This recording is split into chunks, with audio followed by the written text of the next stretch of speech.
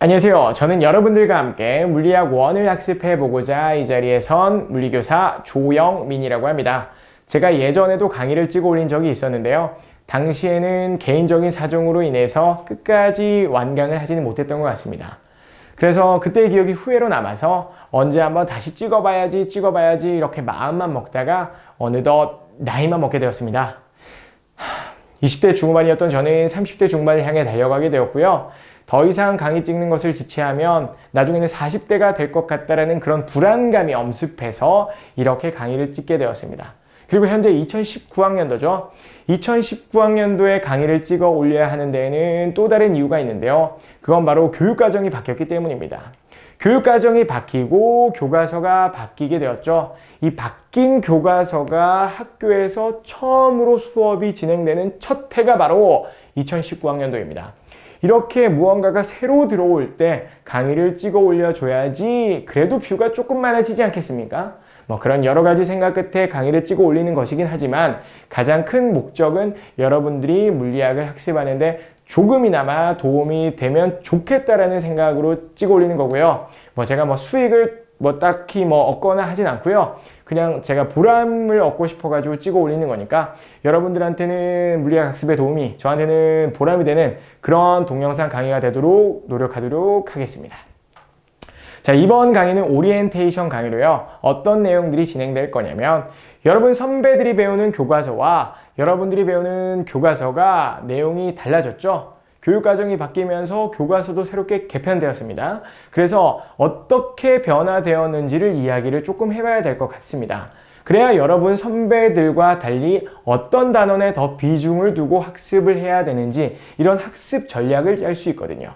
그 이야기 잠깐 해보고요. 또 어떤 이야기를 해볼 거냐? 우리가 배우는 교과 이름이 뭐죠? 네, 바로 물리학이죠. 우리가 물리를 왜 배우는지에 대해서 이야기를 좀 해봐야 될 것 같아요.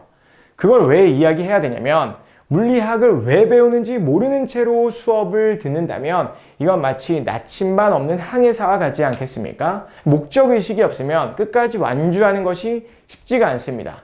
조금 어렵기도 하고요. 그래서 여러분들에게 물리를 왜 학습해야 되는지에 대한 이야기도 나누면 아마 오리엔테이션 강의가 끝이 날 것 같습니다. 남들도 다 찍으니까 저도 오리엔테이션 강의를 사실 준비한 거고요. 어쨌건 그래도 핵심적인 내용 몇 가지를 좀 최대한 이야기해 보도록 노력하도록 하겠습니다. 아마 다음 강의부터는 본격적인 물리 수업이 진행될 것 같고요. 어쨌건 오리엔테이션 강의 시작하도록 하겠습니다. 자, 그러면 여러분들의 선배들이 학습했던 물리와 여러분들이 학습할 물리는 어떤 차이가 있는지에 대해서 이야기를 조금 해봐야 될 것 같습니다. 지금 고등학교 3학년이죠. 고등학교 3학년들이 학습했던 물리는 2009 개정교육과정으로 물리 1이라고 불리던 교과고요. 여러분들이 학습할 또는 학습하고 있는 교과는 2015 개정교육과정이 적용된 물리학 1입니다. 일단 표면적으로 드러나는 가장 큰 차이가 뭐죠? 네, 바로 이 학자가 들어간 것이죠. 학자가 들어간 게 얼마나 중요한 일인지 아십니까, 여러분? 저는 모르겠습니다. 자, 학자가 들어가죠? 그냥 학자가 들어간 거예요. 이걸 굳이 배울 학자가 들어갔고 이게 얼마나 큰 역사적 사명이고 이런 얘기는 약을 파는 것이지 솔직히 말해서 그렇게 중요한 부분은 아닌 것 같아요. 어쨌건 물리가 물리학이 되면서 좋아진 건 있죠. 과학의 4개 분야가 전부 다 학자 돌림이 된 거죠.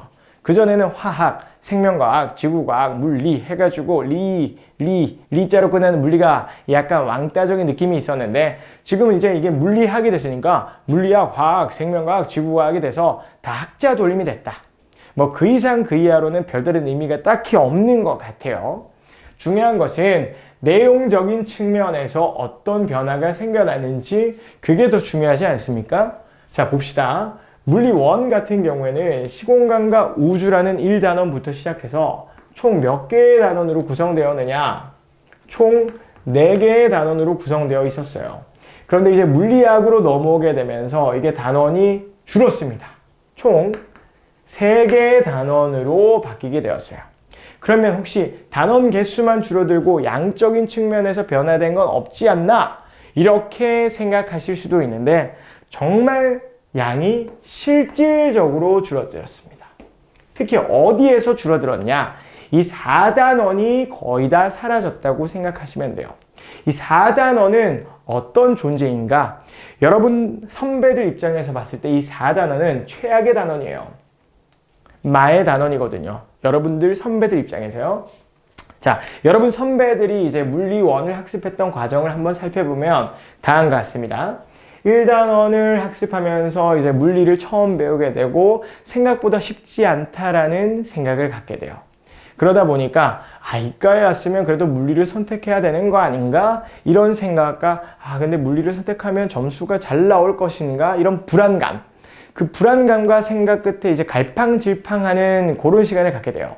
그러다가 이제 2단원, 3단원을 학습하게 되면 이제 2단원, 3단원이 상당히 쉬운 편에 속하거든요. 그러다 보니까 이제 자신감이 뭔가 솟아오르면서 1단원에서의 그 어려움을 망각하게 되고 이제 물리를 선택해도 되겠다라는 자신감이 막 솟아나기 시작해요. 그러다가 이제 4단원으로 넘어가게 되면서 자신이 그 자만했던 그 자만심을 뉘우치게 되고 급격하게 반성 모드로 들어가면서 물리는 내 손을 떠나야겠구나 라는 생각을 하게 됩니다. 여러분 선배들이 실질적으로 좀 평균적으로 그렇게 생각을 해왔어요. 그래서 4단원에서 중도 이탈자들이 가장 많이 생겨났거든요. 그만큼 4단원이 조금 문제가 까다롭게 출제가 됩니다. 수학 같은 경우에 21번이나 30번이 이제 킬링 문제들이 나오지 않습니까? 물리 같은 경우에는 19번, 20번이 그런 부분인데요. 그 19번, 20번에서 주로 출제되는 것이 바로 이 4단원이고 킬링 파트로 가장 많이 출제되는 것이 바로 이 4단원입니다. 그런데 이 4단원이 거의 다 사라졌으니 여러분들이 학습을 하는데 부담이 얼마나 줄어들었겠습니까? 그럼 사라진 것들에 대해서 잠깐 이야기해 보도록 합시다. 가장 큰 변화는 바로 이 돌림임이 사라졌다는 겁니다. 여러분들은 학습을 하지 않기 때문에 이거에 대해서 자세히 일단 얘기하진 않겠습니다만 회전하는 물체의 운동을 분석하기 위해 필요한 물리적 개념이에요. 이게 물리적 개념이 어렵다기보다는 문제가 상당히 어렵게 출제되어서 정답률이 가장 낮은 문제 중에 하나인데요. 이게 빠졌다는 것만으로도 엄청난 큰 변화가 되겠죠. 근데 이게 빠졌습니다. 그래서 여러분 선배들이 봤을 때 상당히 부러워할 부분이에요. 또 어떤 내용이 빠졌냐? 이제 유체역학이 빠졌습니다. 유체역학이라고 하는 것은 흐르는 물체를 이야기하는데요. 액체나 기체와 같은 것을 이제 유체라고 합니다. 그 유체에 적용되는 물리 법칙을 이제 유체역학이라고 하는데 이것도 완전히 빠져버렸습니다. 흔적조차 없이 사라져버렸어요. 여기에 들어가는 내용이 부력이라던가 또는 베르누이 방정식이라던가 또는 파스칼 법칙이라던가 이런 것들이 이제 유체역학에 들어가는데요. 이게 이제 빠져버려서 킬링 파트로 낼 파트가 확 줄어들게 되었어요. 이외에도 송전이라던가 이런 것들도 빠지게 되었는데 그럼에도 불구하고 4단원에서 여전히 살아남은 파트가 있습니다. 바로 열역학 파트인데요. 이 열역학 파트만이 살아남아서 어디로 들어가게 되느냐? 4단원이 없어졌으니까 일단 다른 파트로 들어가야 되겠죠. 이게 어디로 들어가게 되었냐면 1단원으로 들어가게 됩니다. 그래서 어떤 면에서는 여러분들이 1단원을 학습하는 부담이 이전보다 늘었다고 보셔도 돼요. 여기 기존에 있던 1단원 내용은 거의 들어가고요. 물론 빠진 게 있습니다만 일반 상대성 이론이 빠졌죠. 근데 그 일반 상대성 이론이 이제 문제로 나왔을 때 여러분들한테 크게 부담이 되는 파트는 아니거든요.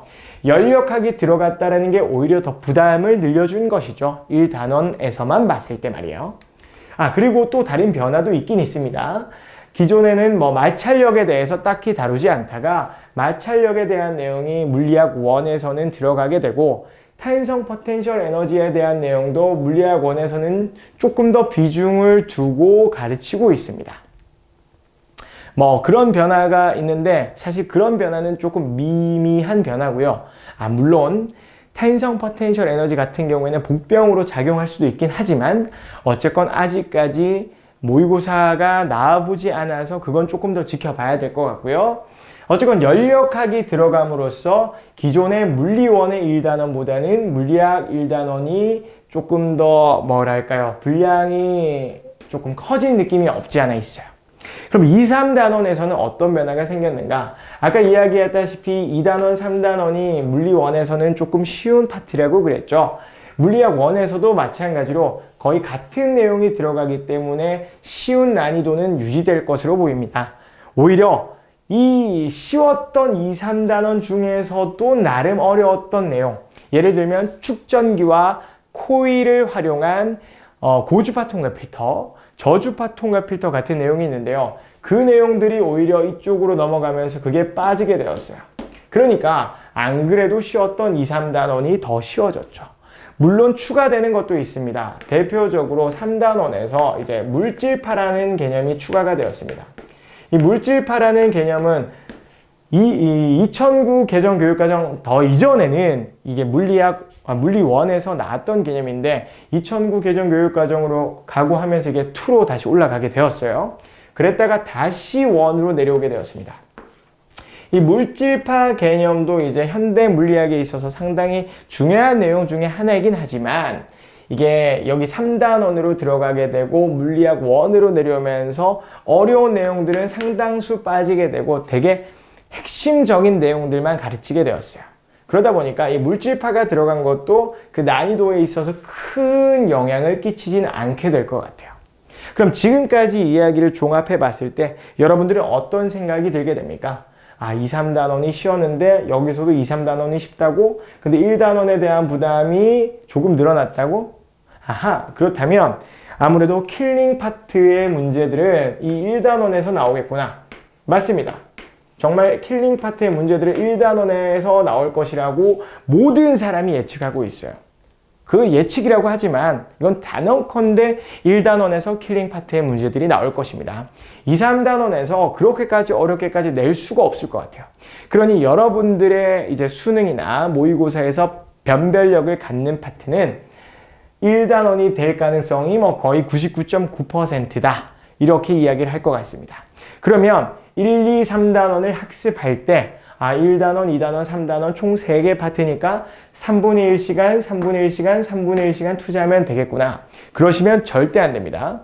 이 1단원이 킬링 파트가 될 거라고 그랬죠. 적어도 70%의 비중을 두시고 학습을 하셔야 될 것 같아요. 그러니까 시간 투자를 가장 많이 해야 될 단원이 1단원이 될 겁니다. 그게 이제 여러분들이 그 전에 교육과정과 조금 비교되는 공부 전략이 되겠죠. 그래서 핵심 요약하면 1단원의 비중이 조금 많이 높아질 거니까 1단원을 중점적으로 열심히 공부하자. 이게 오늘 강의의 주된 내용입니다. 자, 그럼 바뀐 교육과정에 대해서 알아봤고요. 그럼 다음으로 이제 오늘 마지막으로 할 이야기는 뭐냐? 우리가 물리를 왜 학습해야 되는가? 이 내용을 이제 이야기를 좀 해봐야 되겠죠. 그러려면 먼저 물리가 무엇인지부터 알아야 되겠죠. 물리가 무엇인가? 이거부터 이야기를 조금 해봐야 될 것 같아요. 한자 그대로 한번 보도록 합시다. 물자가 무슨 물자입니까? 물자는 만물 물자이죠. 만물 물자. 만물의 리자는 뭡니까? 이치리자입니다. 이치리, 만물의 이치. 한자어 그대로 풀었으면 만물의 이치죠. 그럼 만물의 이치, 이 물리를 아는 것이 왜 중요한가? 자, 만물의 이치 조금만 더 풀어서 설명해 볼까요? 만물이라고 하는 것은 세상의 모든 것이죠. 이 세상의 모든 것은 결국 세상을 지칭하지 않습니까? 이건 그럼 풀어서 해석하자면 만물의 이치는 곧 세상의 이치가 되겠죠. 그럼 이 세상이라고 하는 것은 우리가 사는 세상이 바로 어디입니까? 우주이지 않겠습니까? 우주의 이치라고 해석될 수 있고요. 이치라고 하는 것은 어떻게 흘러가는 것인가? 이걸 나타내는 것이죠. 다시 말해서 우주가 어떻게 흘러가는가? 다시 말하자면 우주의 작동 원리에 대한 내용이 바로 물리가 되겠죠. 그러니까 우주 작동 원리를 알아가는 것이 바로 물리를 하는 것이 될 것이에요. 그러면 우주 작동 원리를 아는 것, 만물의 이치를 아는 것이 우리에게는 왜 중요한 것일까요? 대체 왜 중요해서 우리가 물리를 배워야 하는 것일까요? 질문 속에 답이 있습니다. 자, 잘 들으셨어요? 왜 배워야 하고 왜 물리를 배워야 하고 왜 중요한 것일까요? 자, 느낌 오십니까? 그렇죠. 바로 이 왜 때문입니다. 우리는 다른 영장류와 다르게 엄청난 호기심을 갖고 있죠. 이 호기심은 어렸을 때부터 발현되어서 평생 죽을 때까지 따라가요. 우리 인간은 호기심이 상당히 많습니다. 여러분들이 호기심이 많음에도 불구하고 질문을 하지 않는 건 단지 사춘기의 부끄러움 때문일 뿐이지 여러분들은 호기심이 엄청 가득 차 있는 상태예요. 그렇기 때문에 요만큼 어렸을 때에도 상당히 많이 했던 질문이 왜라는 질문이죠. 엄마 아빠 다음으로 가장 많이 했던 이야기가 아마 왜일 거예요. 자, 보세요. 엄마 왜 하늘은 파래요? 엄마 왜 물은 투명해요? 엄마 왜 책상은 못 먹어요? 엄마 왜 이렇게 끊임없이 엄마를 부르면서 왜라는 질문을 막 쏟아내었을 거예요. 그렇지 않습니까? 우리 인류가 가진 특징 중에 하나이기 때문이죠. 이 왜라는 질문, 다시 말해서 그 호기심 때문에 우리의 물리학은 발전될 수밖에 없었어요. 자, 보세요. 자연에 다양한 현상들이 일어나고 있죠. 그 다양한 현상들이 일어나고 있는데 이렇게 호기심이 많은 우리가 그 현상을 보면 그냥 지나칠 수 있습니까? 절대 못 지나치죠. 어떻게 해야 됩니까? 지켜보게 돼 있죠. 궁금하니까. 그래서 끊임없이 우리는 관찰해 왔고요. 이 관찰한 것을 잊어버릴세라 반드시 기록해 왔습니다. 이렇게 관찰하고 기록해 오다 보니까 어때요? 계속해서 궁금하죠. 그래서 여러 사람들과 토론하면서 이제 파악하는 과정을 거치죠. 끊임없이 토론하고 끊임없이 이야기하고 끊임없이 실험하고 하면서 다양한 파악 과정을 거칩니다. 그러다가 끝끝내 이제 뭔가 논리적인 납득을 이끌어내죠.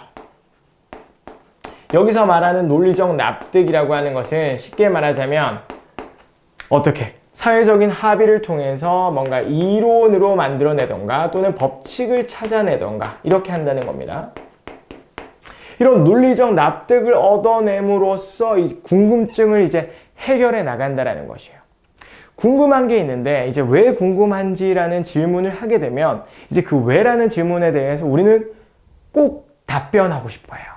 그러니까 이런 이론도 만들고 법칙도 만드는 거 아니겠습니까? 그럼 이 일련의 과정들을 한번 살펴보세요. 궁금한 것을 해결해 나가는 과정이죠.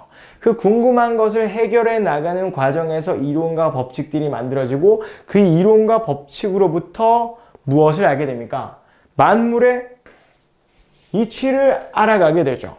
그러니 우리가 이 왜라는 질문으로부터 호기심을 갖고 그걸 해결해 나가려 하다 보니 자연스럽게 만물의 이치를 알게 되고 그러니 물리가 발달되는 거 아닙니까? 그래서 우리 인류의 역사와 물리라는 학문은 뗄 수가 없는 학문이에요. 그렇지 않습니까? 그래서 우리는 물리를 배워야 한다는 것이죠. 물론 여기서 말하는 논리적인 납득은 100% 불변의 진리라고 이야기할 수는 없습니다. 뭐 예를 들면 여러분 교과서에 나와 있는 내용도 언젠가는 또 바뀌게 될 지식일지 몰라요. 예전에는 천동설이 진리라고 믿던 때가 있었죠. 하지만 또 다른 관찰을 하게 되고 갈릴레오 갈릴레이가 망원경을 발견하면서 또 다른 관찰을 하게 되고 또 파악하는 과정을 거치다 보니까 논리적 납득이 바뀌게 되었어요. 무엇으로요? 지동설로요. 지금은 또 상대성 이론으로서 설명을 하죠. 그러니 그런 관점에서 봤을 때 이 논리적 납득이라고 하는 것은 100% 진리는 아닙니다. 언제든지 변할 수 있는 가변적인 진리가 되겠죠? 그렇죠? 불변의 진리는 아니라는 거예요. 그러니 여러분들은 이 교과서를 학습하실 때도 항상 이것이 불변의 진리라고 생각하시고 학습을 해서는 안 될 것 같아요. 항상 비판의 자세로 언제든지 변할 수 있다는 걸 인정하고 그렇기 때문에 궁금한 것이 있을수록 끝까지 파보는 그런 뭐라고 해야 될까요? 투지가 필요할 것 같습니다. 물리학습을 하실 때에는 불변의 진리가 아닌 가변의 진리를 받아들이고 끝까지 투쟁하는 자세로 공부를 하셔야 돼요. 그래야 나중에 10년 뒤, 20년 뒤 교과서의 내용이 싹 바뀐다면 그 바뀌는 거에 선두에 여러분이 설 수 있지 않겠습니까? 제가 바라는 건 그런 겁니다. 뭐 저는 일단 못한 것 같고요. 저는 지금도 조금 버거워하고 있는데 여러분들은 꼭 그런 인물이 되셨으면 좋겠습니다. 어쨌건 이런 일련의 과정을 거치는 건 호기심 때문이고 이 호기심이 있기 때문에 물리학도 발전해 왔다. 이 이야기가 하고 싶었던 거예요. 알겠죠? 자, 그리고 자, 물리학 1단원의 제목이 뭡니까? 바로 역학과 에너지죠. 이 역학과 에너지 중에서도 가장 먼저 학습하는 내용이 바로 뭐냐? 힘과 운동입니다. 이게 단원의 제목이 바뀔지언정 2009 개정 교육과정에서도 가장 먼저 다루었던 단원이 이 힘과 운동에 대한 내용이었고요. 더 나아가서 제가 고등학교 때에도 교과서를 펴면 물리에서 가장 먼저 다루었던 게 힘과 운동이었습니다. 앞으로도 아마 계속 그럴 거예요. 왜 그러면 힘과 운동을 가장 먼저 학습하는가? 이것도 얘기해야지 아마 다음 학습하는 데 도움이 될 것 같아서 짧게나마 얘기해 볼게요. 이건 물리학자들의 믿음 때문입니다. 우리 물리학자들은 자연에 대한 믿음이 있어요. 어떤 믿음이냐? 모든 자연 현상은 무언가의 운동으로 반드시 설명할 수 있다. 그래서 여러분들이 물리학자를 초청해서 어떤 질문을 한다고 하더라도 물리학자들은 그것을 무언가의 운동으로 설명하려고 할 거예요. 예를 들어서 왜 하늘은 파랗습니까? 또 노을이 지면 왜 붉은색을 띱니까? 또 왜 물은 투명한 색입니까? 또 분필은 왜 흰색입니까? 또 겨울은 왜 춥습니까? 이런 어떤 질문을 한다고 하더라도 물리학자들은 이것을 무언가의 운동으로 설명하려고 할 겁니다. 지금까지 이와 같은 설명 방식이 딱히 틀렸던 적이 없고 그렇기 때문에 앞으로도 이 믿음을 가지고 물리학자들은 연구를 해 나갈 거예요. 그렇기 때문에 물리에 있어서 이 운동이라고 하는 것이 얼마나 물리학자들에게 중요한 내용인지 아시겠습니까?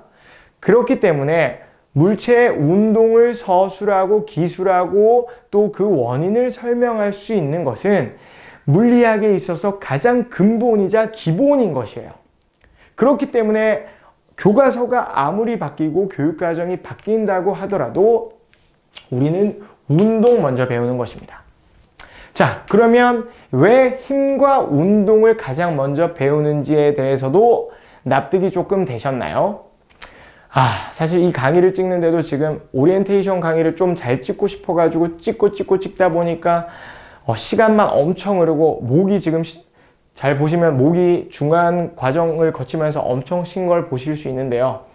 어쨌건 그럼에도 불구하고 만족되진 않지만 계속 이렇게 찍다 보면 나중에 강의를 아예 못 찍을 것 같아서 저도 저 나름 그냥 이 정도로 수긍하고 그냥 이제 업로드를 하도록 하겠습니다.